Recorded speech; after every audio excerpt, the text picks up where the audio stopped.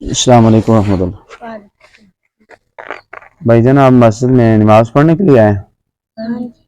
تو مسجد میں بندہ جب نماز پڑھنے کے لیے آئے تو پھر تو اللہ کا ذکر کرنا چاہیے، تو آپ بیٹھ کے دنیا کی باتیں چھیڑ کے بیٹھے ہیں، آپ وہ مونجی لگانے کی باتیں کر رہے ہیں۔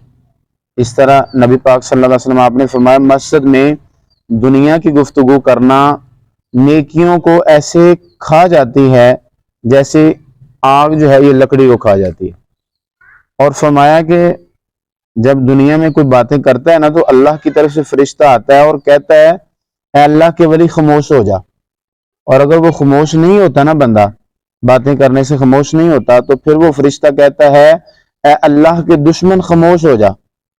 اگر وہ پھر بھی باز نہیں آتے نا بندے باتوں سے، تو پھر وہ کہتے ہیں اللہ کی تجھ پہ لعنت ہو، پھٹکار پڑے تجھے، تو خاموش ہو جا۔ تو اتنا سخت معاملہ تو آپ دنیا میں باتیں کر رہے ہیں۔ آئندہ سے جب بھی مسجد میں آنا ہے اللہ کا ذکر کرنا ہے، نماز پڑھنی ہے، اور کوئی نماز پڑھ رہا ہو ذکر کر رہا ہو تو پھر اس کے ذکر میں بھی خلل واقع ہوگا۔ آئندہ سے عمل کریں گے اس بات پہ انشاءاللہ۔ اللہ تعالی ہم سب کو دین کے اوپر چلنے کی توفیق عطا فرمائے، آمین۔